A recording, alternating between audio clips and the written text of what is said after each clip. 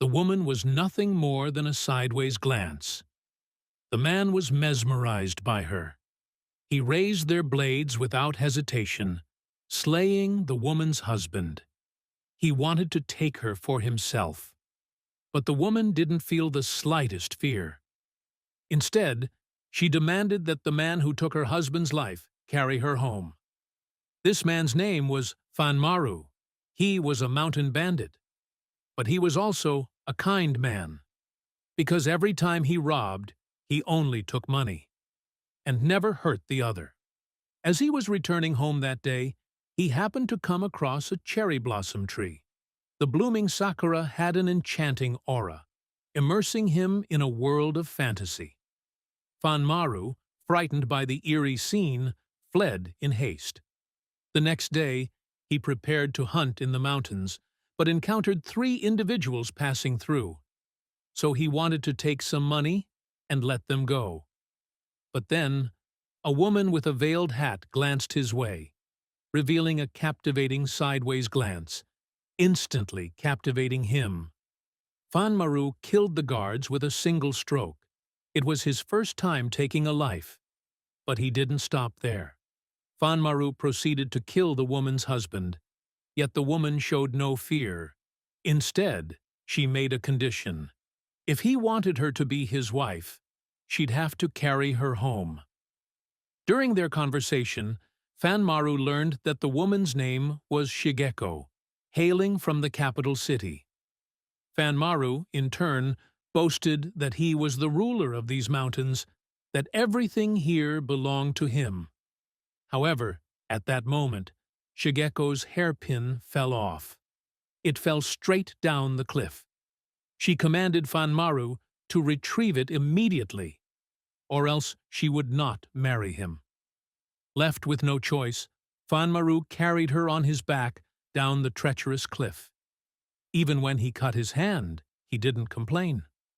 Thankfully, he eventually found the hairpin within a crevice. Shigeko adorned it once more upon her head.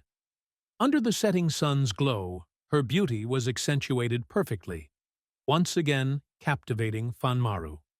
In the evening, Fanmaru carries Shigeko back home. To her surprise, he already had 7 wives. Shigeko looked at the dirty, odorous women before her, and her displeasure was evident. Fanmaru asked what would make her happy, but Shigeko responded by demanding that Fanmaru kill his other wives. Shocked by her words, he didn't realize that this beautiful woman in front of him, she was so cruel.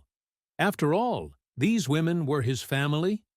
Yet Shigeko threatened that if he didn't comply, she would not become his wife. After hearing that, Fanmaru, as if compelled, swiftly killing 6 of his wives. As he prepared to slay the final one, Shigeko suddenly halted him, for she desired to keep one as her servant. Looking at the lifeless bodies scattered around, Fanmaru couldn't comprehend his actions, why he unquestioningly followed Shigeko's commands. The river ran red with blood. The cherry blossoms seemed to turn blood red as well. Months later, Shigeko grew weary of the monotonous life in the mountains. She wanted Fanmaru to take her to the capital city. Fanmaru was reluctant, but eventually he agreed to her request. 3 months had passed in the blink of an eye, and Fanmaru had settled in the bustling city. But his money was running out fast, and to make matters worse for him, being a mountain dweller, he had endured constant mockery and scorn during those 3 months in the city. He grew increasingly disgusted with everything around him.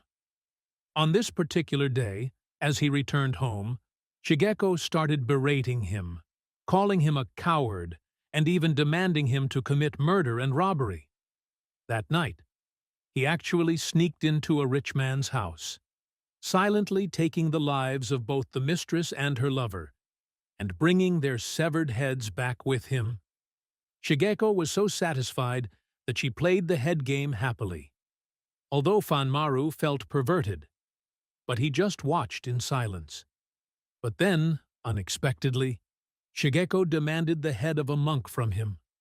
Without hesitation, he set out to find one. From that moment on, Fanmaru completely lost himself, spending his nights collecting heads and treasures, all to bring joy to Shigeko. Yet, this sensation had long erased his sense of self-worth, and he spiraled into despair and madness, desiring to kill Shigeko and end it all. Finally, a spark of sanity returned to Fanmaru. He suddenly yearned to return to the simplicity of life in the mountains. He sought out Shigeko, telling her he was going back to the mountains to live. After uttering those words, he turned to leave, but Shigeko rushed into his embrace, pouring out her love for Fanmaru, declaring her willingness to accompany him to the mountains.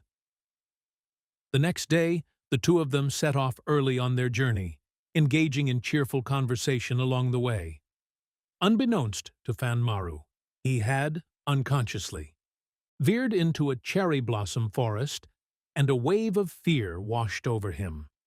Though he had lived in the mountains for 25 years, but this was the only place he was afraid of, because of the extreme purity and beauty of the cherry blossom forest. Time and time again showed him the dark side of his heart. And then, in that moment, he suddenly saw Shigeko transform into a hideous, long-haired female ghost. Instinctively, he threw her to the ground, and with a firm grip, he throttled her neck, ultimately strangling her to death. Only after it was all over did he realize in a daze that he had killed the woman he loved the most.